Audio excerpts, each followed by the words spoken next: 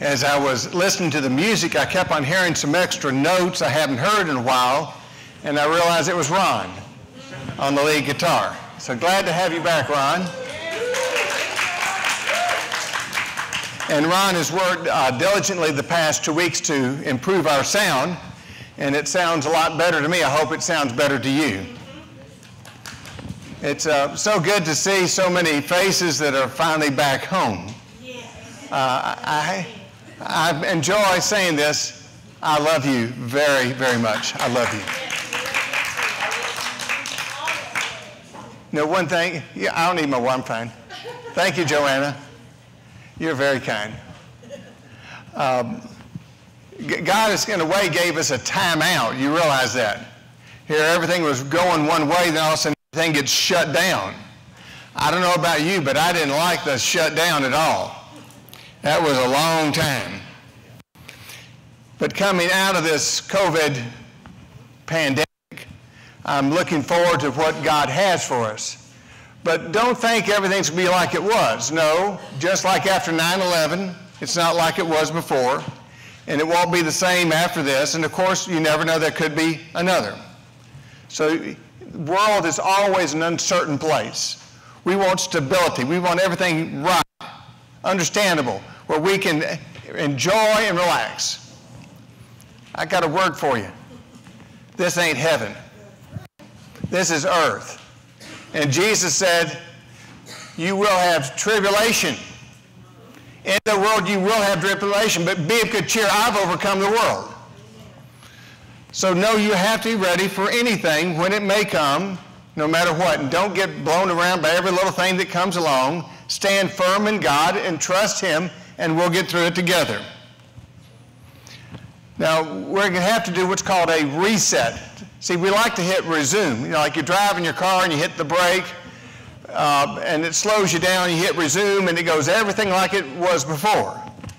Like when somebody cuts out in front of you or comes across the lane, you know, you hit that, but then you just want to resume like you were. Well, we have to do a reset, not a resume. And look in the text there, I wrote, here's a reset. To make new, a fresh start due to change in circumstances, opportunities, or priorities. And so we're going to be looking over the circumstances we face, the opportunities we have, and most importantly, we need to set our priorities. Just so I'll tell you this again, but I want to tell you now. If you don't set your priorities, somebody else will set them for you. Amen. And so you need to decide what you want to do before God. You know, you working out with God what God wants you to do, and then move forward with that. Because if you don't, somebody else will try to decide what you need to do. And it's amazing how many people just follow along like a bunch of cattle. Watch out. Actually, like sheep. That's what Jesus calls us, a bunch of sheep. So last week, I started on this series, and I'm going to do a quick review on the first 4 points and then cover the last half. And so I'll do real fast the first 4, so no, we won't be here all afternoon. But I'll cover the first 4 quickly and then move on to the second half, because last week I had 2 sermons, not 1, and so I decided to give you only half.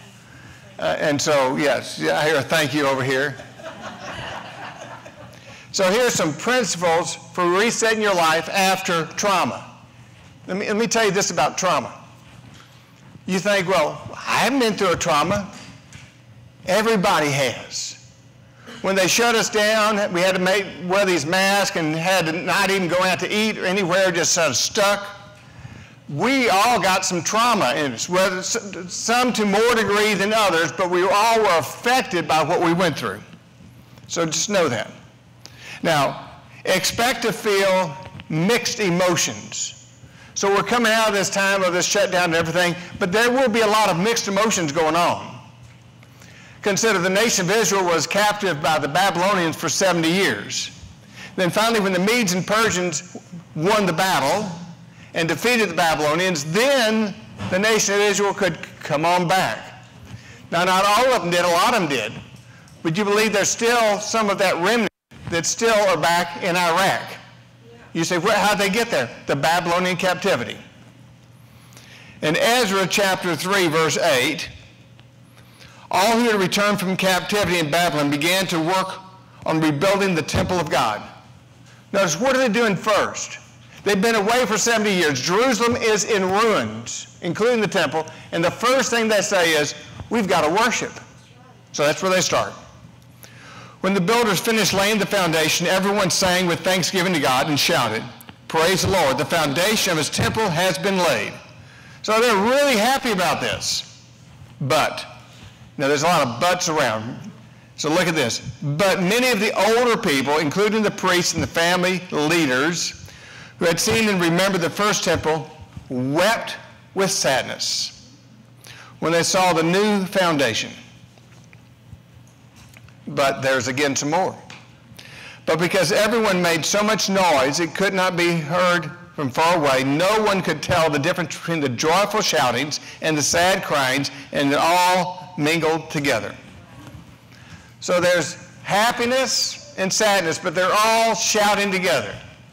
Now we're coming out of this pandemic, and now there are some tears. I mean, there's some of loved ones who've passed away, and it hurts us very much. There's others who got the virus, and they still can't taste like they used to. And there's others that still have some respiratory problems from that. And many of the others, we didn't get anything, but yet we were closed in by everything. And so we've had all these emotions going on, so even though we're out of this, there's a lot of pain from last year. There's a lot of sorrow from last year, and yet there's some hope for the future as we're looking. Second, extract lessons I learned. Extract lessons I learned. Now, all of society learned some lessons. Our friends have learned lessons, but we ourselves have learned a few lessons, haven't we? In Galatians 3:4, you've experienced many things. Were all those experiences wasted? I hope not. Because when we got kind of shut down and we're all alone, basically, at times, we had a lot of time to reflect and look at what God has for us and what we've learned. But remember to learn those lessons. I learned who I can really depend on. There are times when it seemed like there was no hope in some respects, and yet people watched over me and gave me a lot of hope during that time. And other people you thought would be there right with you, where are they? When you go through a difficult time, you learn who really you can depend on. Family or friends, you learn. 3, this is huge. Evaluate everything before resuming it. So we want to go, okay, open door, no mask, let's go, everything back to normal. No, evaluate carefully everything before resuming.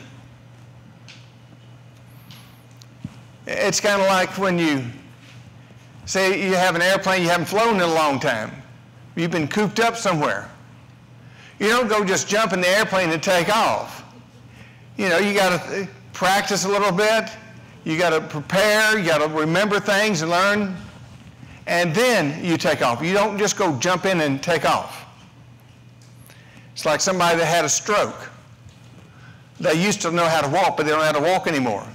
Then they got to go and learn how to go through therapy, get their muscles working, then they got to learn how to walk again, one step at a time, and finally they start walking a little bit, and after a while they walk okay, and after a real long time they might run again.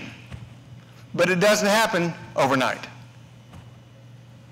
And Haggai, chapter 1, verse 5, this is what the Lord Almighty wants you to do. Take a good, hard look at your life, think it over. See, we don't want to take that good, hard look. We go, oh, okay, here I am, let's go. No, he says, take stock of everything. What do I have now? Look at that carefully. Look it over. Know where you are. Think it over. Now consider this. It says you spend a lot of money, but you haven't much to show for it. You have filled plates, but you're never filled up. You keep drinking, but you're always thirsty. You put on layers of clothes, but you can't get warm. That sounds like a pretty tough situation. You earn wages only to put them in a purse with holes in it. So give serious thought to your ways. What is he talking about? No matter what they do, they're never satisfied, always disappointed. And if you don't take stock of where you are, what you've been through, where you're going to be very dissatisfied in life, because it won't be just like it was before. Things will be different. You're different, other people are different, the world's different. You know, one thing, I'm wondering what they're going to do with this. Like, I've been on several cruises, but during the pandemic, if one person got the virus, they made everybody quarantine. What are the new rules? I mean, it's like, it seems like they'll make everybody get vaccinated, or maybe 90%. Then if one person comes down with COVID, are they going to quarantine the whole ship again? I don't know about you, until that's resolved, I won't go near a ship. No way. Oh, you get to stay here another month. Yeah, right. I think I'll jump overboard and swim to shore or something. So we got to give a long thought of what we're doing. Then 4, engage slowly, don't be in a hurry. That's the point for me, okay? I'm always wanting to get things done. I'm activistic, programmed to accomplish great things. And he says, engage slowly, don't be in a hurry. Well, he's telling us, evaluate things carefully. In Habakkuk chapter 2, verse 3, at the appointed time, I have decided. Everything I planned will happen. And you go, okay, God, when's the time? You know what? He doesn't tell us until it's time to go. Well, I'm ready to go now, God. Well, that's great. You get to cool your heels, buddy. You can trust what I say about the future, but it won't happen all at once. It may seem to be taking a long time. Anytime I wait, it's a long time. We waited 5 minutes. I mean, it's forever. But be patient. Keep on waiting, because the vision will surely happen. Consider 1987. South Highway 249 was supposed to go right through this building, according to my Aunt Joanne Smith. It didn't come through here. It's obvious we're here. And now that since the church, it couldn't come through here unless we wanted to sell something. Just know that. Even eminent domain in Texas, they can't go through a cemetery or a church. Just thought you'd like to know. But when we planted this church 15 years ago, I felt that the future would grow. But I still didn't think 249 would ever be built. It just didn't look like it happened. But in 2 years from now, it's going to be on 105, 5 miles from this point, east. And so what's going to happen? And in fact, it's already happening. Developers are already buying land in this area to put houses out here. So what does that mean? People don't want to live in Houston as much as they used to. They want to move out to the country where they feel safer and more secure. And so therefore the population will grow. And when the population grows, what happens? More people come to church. Amen. And here we are right here. 10 acres right here at 105 at Highway 6. So I knew the area was going to grow. It hasn't happened as quick as I would hope to it happen. But it's going to happen because God called me to plant this church here. And in his time schedule, not mine, the area is going to grow and people need a church and they can find us. His plan. Now, today, that was the whole last week's sermon. I did it real quick. Okay. Today, I'm going to give you 4 principles to help you. Eliminate the non-essential things in my life. The non-essential things. Well, I've got to do this, I've got to do that. No, you don't. There's a lot of things you can do that are good, but do you have to do them? And so you need to evaluate your life and decide, I'm going to make these my priority, not these. So the way I categorize things, I go my A's, then my B's, then your C's, and your D's. What happens, a lot of people go, oh, these D's are real easy, and they do the D's and they do the C's. And they go, yeah, but I didn't do what I wanted to do. Yeah, because you put your time in non-essential things. You've got to decide what is your priority of your life. And the only way you can find out is you need to get alone with God, spend time with Him. What do you want me to do? And then make that your A. Then if you have time after your A to do your B, that's great. And the likelihood of doing C's and D things are probably not going to happen, because you only have so much time to spend. But now you also won't have the same amount of energy you had before. Because when you get through a pandemic, you go through a time of shutdown and everything, it takes a lot of energy out of it. It takes you a while to get back up to full speed. Trauma drains you. In Hebrews chapter 12 and verse 1, let us run the race before us and never give up. Circle, never give up. I find a lot of people give up. They get a little pressure, things don't work right, and they want to hit that eject button. I'm out of here, buddy. Never give up. Remember, you know what an oak tree is? It's just a little nut that wouldn't give any ground. That's all it is. Starts out as a little seed in the ground, just never gives up, and it becomes a great tree. Never give up.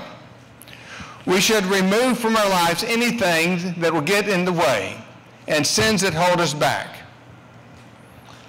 Now look at the next verse, next part of that verse.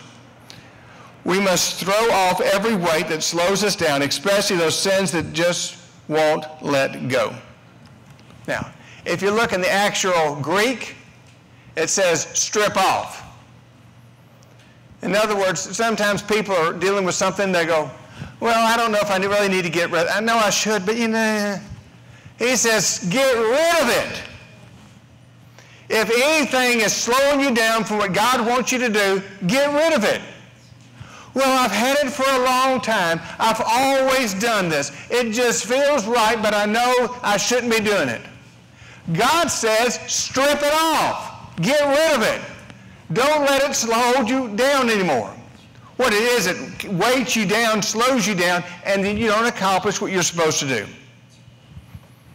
You know, it could be a bad habit, a bad pattern, bad attitude. You know, it's saying about attitudes. You know, you can be arguing and going all this, then your phone rings, all right? You pull your phone, hello. No, you choose how you conduct yourself. You can let yourself be out of control. You can be in control. It's your choice. And so you get rid of bad habits, bad attitudes. You know, impatience, jealousy, rage. You know, get rid of that garbage God doesn't like in your life. I remember many years ago when I was serving in another church, a couple, I did their wedding. Both had been married before, and they made big changes in life, and they were getting married.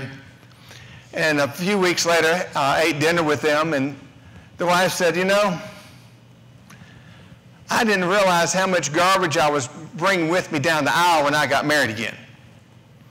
She said, I need to work to get rid of some things to make sure my new marriage is what God wants it to be. You know, it doesn't matter if it's a marriage, a job, a career, or a new place you move to. It's kind of like this guy was working a convenience store, and somebody came in, had gotten gas, and he said, I'm thinking about moving to this town. He said, well, that's good. He said, what type of people are here? He said, let me ask you, what type of people were where you used to live? He said, well, they were old, they were cranky, they were mean, they were just scoundrels. He says, well, that's about what you'll find here. Then another car came up, and the driver came in and said, you know what, I'm thinking about moving to town. He said, well, that's good. He said, let me ask you, what type of people were where you used to live? Oh, they were kind, they were gracious, they looked out for me, they always cared, they loved me. He said, you'll find the same type of people here. Birds of a feather flock together. If you're looking and you're that kind of negative person, you'll find those. If you're looking for positive encouragement, you'll find those. You know, if you want to fly with the eagles, you don't hang around with their turkeys. Now, you pray for the turkeys, you encourage the turkeys, but you need to spend your quality time with the people that can fly like an eagle, because they'll lift you up, encourage you, and do great things. In 1 Corinthians 6:12, everything is permissible for me, but not everything is beneficial. Everything is permissible for me, but I won't be mastered by anything. Point. You know, there's a lot of good things you can do. They're not necessarily wrong, but are they what you should be doing? Set those priorities. Go ahead and eliminate permanent things that are weighing you down and keeping you from God's best. In Ephesians 4:22, get rid of your old self. Circle that. Get rid of your old self. See, that's supposed to be crucified with Christ. It's supposed to already be gone. Get rid of the old self. You say, well, I used to do that. Well, why are you doing it now? Get rid of it. Which made you live like you used to live. The old destructive patterns that were rooted in deceitful desires. Instead, let your heart and mind be made completely new. Put on your new self, which is created to be like God, and shows itself in true life that is right and good. Now, I underline that for you. Instead, let your heart and mind be made completely new. Circle that. So you get rid of the old self, strip it off, put on the new self, changed. So get rid of that old defeating mindset that's based on a lie, and put on a new life set that's put on by life with God. Now, second, excel in what matters. Excel in what matters. You know, don't try to be good at everything in life, because you can't. You know, the old adage, oh, you can do whatever you can set your mind to, is a lie. You know, there's some things, you know, some people are real coordinated and can do everything. I have a friend of mine, like if you put me on something high that moves around, I get real sick. My cousin Rob Smith, it was a lineman, but he was a lineman that liked the big stuff. Not the little stuff, the great big stuff. And he really enjoyed putting on cell towers on top of those things. They would fly you with a helicopter over there and put you on the top, and he would then put the cell tower, and then they would come back and pick him up. One time he got dropped off, and another guy got on the helicopter, and that helicopter crashed. Yeah, that wasn't good at all. But when my cousin, he said, when it starts moving around, he says, it's like an amusement park ride. And I go, that's no amusement park ride to me. Now, some of you are incredibly good with math. I mean, math it's a whole different language. And for others people, it's like, that sounds like Greek to me. Some of you can't even carry your tune in the baggie like me. And some of you can sing like birds. I don't care how many lessons I would have, how many coaching I have, you're not going to get a singing voice out of this guy. I'm a jailhouse singer. I'm a few lines behind the bars, and I don't have the right key. I mean, so that's just me. You know, everything just plowed under. But many of y'all have great abilities. Some of you, DJ, when I have a problem at my office, Little DJ, not big DJ, comes, I call, Andrea, I need DJ. Now he's about, how old are you, DJ? 14? 14. Here, I'm trying to figure this out. And he comes in 5 minutes later, it's fixed. Yeah. You know, because he's really good at that. Now, I'm a professional talker, I've told you. That's what I do. I can talk. It may not make sense at times, but I can talk. Now next we need to make sure we manage our time. Managing time is incredibly important. And Psalms 90 verse 12, teach us to make the most of our time so that we may grow in wisdom.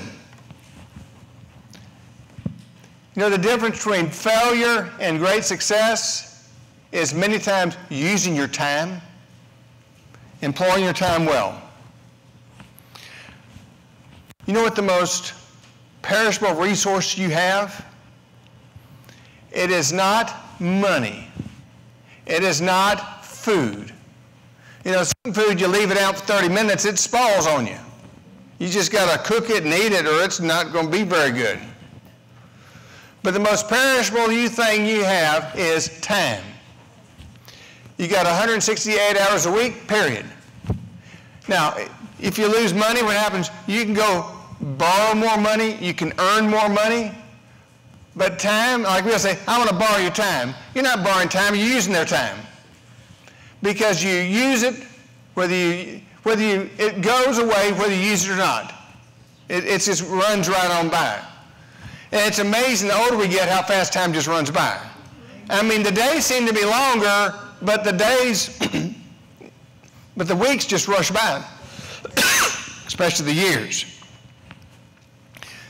Bill Gates, whether you like him or not, has been at various times the most wealthy man in the world. And he was asked, yes, I need my water, Joanna. The trouble is it's pollen. The pollen around with all this storm, and we just had rain come through, and it gets your attention. I don't want to be coughing. And he was asked, let me see here, let me get it right. He was asked, how do I use your money? He says, here, you're the wealthiest guy in the world, how do you use your money? And Bill Gates replied, to save me time. He says, because I can get more money, but my time is limited. And so the most effective way to use your money is to save you time so you can accomplish other things. And second is live on purpose. Live on purpose. What are you living? Are you just living for day to day so you can get home, watch TV, eat some snacks, and go to sleep? That's not much of a life. Live for a purpose. Proverbs 7:24. An intelligent person aims at wise action, but a fool starts off in many directions. You know, sometimes I want to accomplish a lot of things. I've got a lot of things on my mind. The first thing you need to do is decide what you're going to do. And decide, put those things in order. Because you can go in many directions and not accomplish anything. You know, there's always things vying for your time. And sometimes you got to just say, nope, not going to do those things. This is what I'm going to do. This is my purpose. That your schedule of your life reveals your purpose you're choosing. Then also, as I've alluded to already, choose your priorities. And remember, I told you this earlier. I'm going to tell you again so you don't forget it. If you don't choose your priorities, somebody else will choose them for you. So you need to get along with God and decide, what do I want to do, what I'm supposed to accomplish, and then do it. Set those priorities.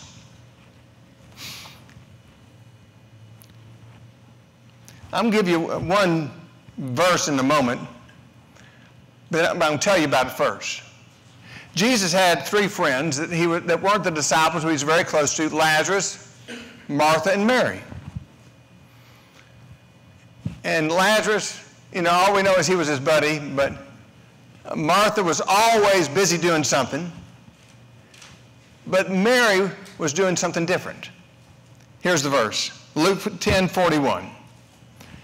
Jesus says, "My dear Martha, you worry and fuss over so many different little things, but really the one thing is essential, and Mary has selected it." What did Mary do? She spent time with Jesus. We need to spend time with Jesus. Do you want the good life or do you want the better life? Good's okay, but I want the better life. That's why I've got to spend time with Jesus. So you need to live on purpose and set your priorities and let God move you. Then 3, embrace the new things God does. Embrace them. Take hold of them. Embrace the content. Love it. Do what God says. Parents, children change a lot, don't they? Those first 5 years, they change dramatically. 18 months, 24, the big difference in 3 years, 4 years, 5. And then you get 5, 6, and 7, that changes a lot. Then 8, 9, and 10. But then you run into these, teenagers. And the hardest ones are the junior high or middle school. They go through the biggest change in life. They start that, don't like the opposite sex much, and then you get in the middle of that, they're bonkers for the other. They've discovered something there where they existed. And so their hormones are racing and they're crazy. And so then you get through those crazy years. And then you get to the high school when they're the most intelligent people in the world and the parents are the most stupid individuals that ever walked on the face of the earth. They know nothing. Teenage, high schoolers, especially, knows more than you could ever imagine. And then they get to be freshmen, and sophomores, Finally, when they get about 25, they start thinking you have a brain. And then by the time they get to 40, they realize you were right all along. Amen. Because now they have kids that like yours, and they go, "Oh, now we know why you knew what we were going to do, because you did it." How do teenagers know how does old people know what teenagers are thinking? Because we were a teenager. And we still think we're teenagers in some respects. We're not stupid anymore, but we just want to have fun.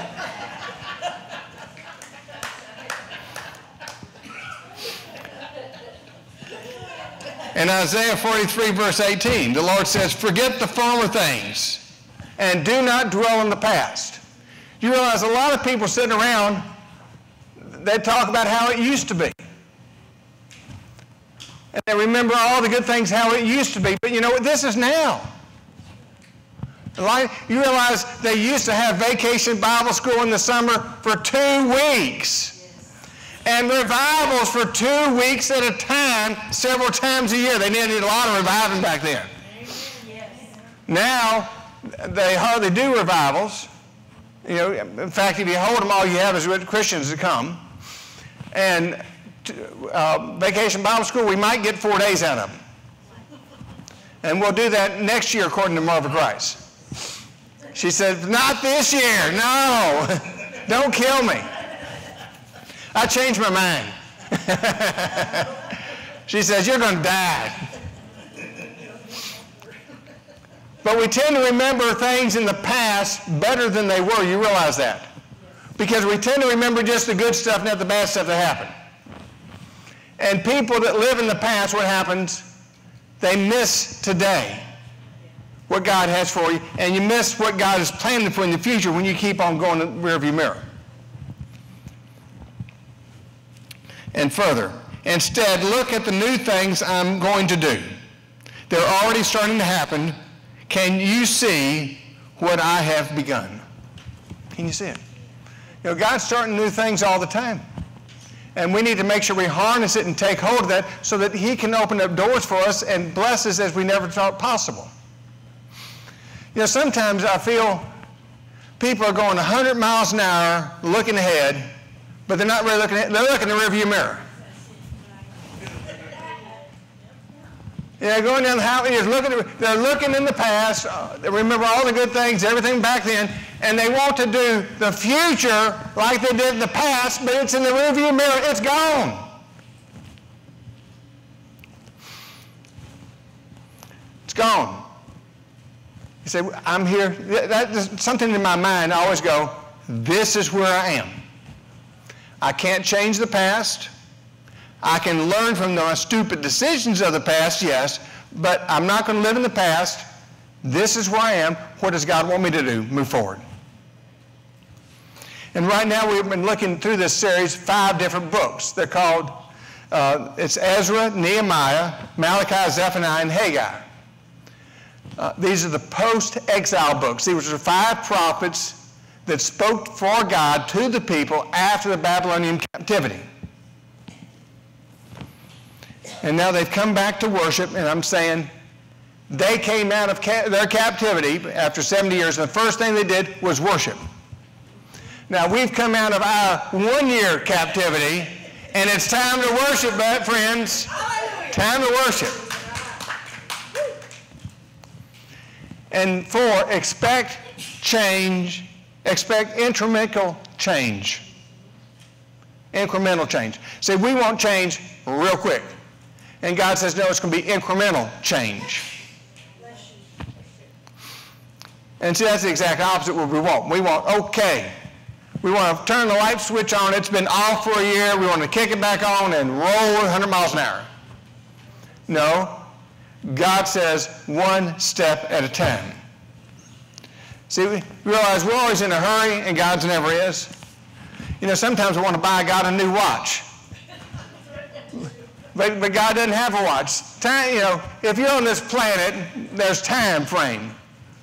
God is in heaven. There is no watch. There is no clock. It's simply what's going to happen. It's decided, and it's going to happen. Now, people are like this. They'll go on these crash diets. And you've had friends that do that. Probably none of y'all have ever been on one, but you've had friends that have been on these crash diets, and they go on these diets, and they lose all this weight, and what happens? 3 months later, they put it all back on. Comes right back. No, change needs to be incremental, a little bit at a time, because you change the way you conduct yourself. You strip off the things God doesn't want, you put on the things that God does want, and you start making incremental changes. Another way to look at it is, if you have a little speedboat that's 14 feet long, I mean, you can whip that round Lake Livingston like nothing like it. But you try to turn around an aircraft carrier, boy, that takes a long time to turn that thing around. You're all a bunch of aircraft carriers, not little speedboats, and it takes a long time to turn. But once we get turned around going the right direction, it's hard to make us change again. But a little speedboat, I mean, if it catches a wrong wave, it flips over and everybody dies. You realize they took I believe it's the USS America, and they were going to make it into a reef, and so they're going to practice bombing it and hitting it with torpedoes, just to see what a super carrier could take. Well, they bombed it, wouldn't sink. They put 6 torpedoes in it. Normally one will sink a major ship, nothing. They actually had to send demolition crews onto the ship, put charges in certain specific places to get the thing to sink. That is you, a believer. When you don't give up, you strip off the old things, you get running with God, and you're going in His direction, you are impossible to stop because God is with you. He is going before you, opening the way. Now, Noah learned this. You know, he built the ark, the water, it stopped raining, the floods went down. Oh, then just go right on out. No. Genesis chapter 8, verse 3. The flood gradually receded. Little by little, the water lowered. After 150 days, the worst was over. But still, it was years before the earth ever recovered. Years. So it's not going to be hunky-dory, flip the switch back on, everything's good. No, it's going to take time. And Exodus 23, verse 30. Little by little, I will drive the enemies out of your life until you have grown strong enough to take full possession of the land I have given you. See, God promised them the promised land. Okay, told those people to go and we're in charge now. He says, no. You're going to gradually take it over. You're not going to do it all at once. Why? God is far more interested in your character than your comfort. See, we want our comfort. We want to feel good, act good, smell good, and all that kind of stuff. God says, no, I'm more concerned about your character. If it's a character that's real you, that's what's going to go to heaven. What we consider comforts and everything good here, it'll all be gone. Incremental growth, that's the principle. It's just like compound interest. You know, you save money and you get interest on your interest, and that's when you start really making money. In Proverbs 13:11, wealth that comes easily disappears quickly, but wealth that is gathered little by little will grow greater. Christians, quit being stupid and get into rich quick schemes. Don't go there. You know, the most likely possible, people say, oh, I want to win the lottery. Okay. I'm sorry, but you're going to go bankrupt. The most likely outcome of anybody winning the lottery in 3 years, they're bankrupt because they can't handle all the money that they've got, and they got everybody that wants to tell them how to spend their money. No. Slow, steady growth, that lasts. In Isaiah 26:34, people set their minds on you. You keep quietly, completely whole, and steady on their feet because they keep it at it and don't quit. Notice that. They keep at it and don't quit. Circle that. Keep at it, don't quit. So depend on God and keep at it. Because the Lord your God, you have a sure thing. So God says, I'm going to give you that promised land. Just keep at it. During the pandemic, our governor said, you can only have 10 people at church. Okay? A lot of churches said, well, if we can't have more than 10 people, we're just going to close down. We never closed down. We had 10 people until he said we had more. It's kind of hard to preach when it's just one person, right? Just me. Got to see reactions of people. So we had 10 people all the way through that until they said we could have more people. And as soon as we said we could have more, we had more. But we had to wait on others for a while because they had to be comfortable through the pandemic. And now that they have said, which I thought really was true a long time ago, once you had the vaccine, you didn't have to worry about it. Well, the CDC has said that now, believe it. So it's finally said. So it's time to come back to church, time to be active, time to worship, time to gather. We got plenty of seating, and I can certainly put up more chairs.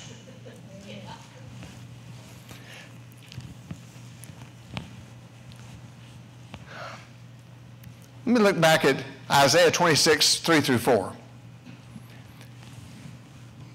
Lord, the people have set their mind on you, keep completely whole and steady on the feet because they keep at it and they don't quit. So just keep at it, one step at a time. Keep going. We need to make sure we don't try to set the reset button. No. We need to reboot our life, change it, look over everything carefully. There's some things, just because you've done them in the past doesn't mean you do them. Just get rid of some things you don't need to do and focus on the most important things and accomplish that. And the most important, they kept at it and they did not quit. Don't give up. So just two directions. It's futile to attempt to keep things like they were before the pandemic. It won't be the same. It'll be similar, but it won't be the same. And part of the past is the rat race. You know, rushing here and there. You know, if you want to be in the rat race, all you're going to be is another rat. So you can do that, or you can say, no, I don't want to live just the good life. I want to live the better life. I want to use this opportunity God's given me to reset and review and be more focused in my life the way God intended me to be, and I'll accomplish what he wants me to do. And it all starts with making sure I know Jesus Christ as my Lord and Savior, make sure I repent of my sins and given him my life. And then from there, you can build the rest of your life. Now, you would say, well, I made that decision a long time ago. Great. It's time to review everything you're doing, focus more on what God wants you to do, and then go do it. And remember, there is no place in the Bible that says you can retire. Now, some Christians say, well, I've done that all my life. I've done my time, like it's some kind of prison they were in. Yeah, I've said that before, because, see, I'm a teacher, so I'm reminding you of what I told you so you can remember it and get it down. There's no retirement in the Bible. Now, what you did in the past may change because God taught you some new things, so you're not doing what you did at one time, but you're doing something else. But to sit back in your Christian easy chair and do nothing in serving God is not in the Bible. It's not there. If you can find it, you can show it to me, but it's not here. Now, there's no such thing as an expert on the Bible, but I'm pretty competent with it. No, God, in fact, the older you get, the more wisdom you have, and whether you realize it or not, the more influence you have. You may say, well, those young people don't listen to me. They're watching you. They're watching you. And how you conduct your life affects the generations. So live it for God's glory. Let's pray. Lord Jesus, help us to eliminate the non-essentials in life. Help me to focus really on what matters, that I may excel in what matters most, not what doesn't matter. And help me embrace new things that you're doing in my life, in the life of my family, in my church, in my future. And help me to make the incremental changes that you expect me to make. I know they won't happen overnight, but I'm committed to the long haul to see it through, not quit, not give up, and depend on you. And I'll set my mind on you, my Heavenly Father. I want you to be the top priority of my life every day. I want to take the time and follow Jesus as my number one priority. Help me to open up my life more to you and allow you to change me, making me into your image. In Jesus' name I pray. Amen. Let's stand for this time.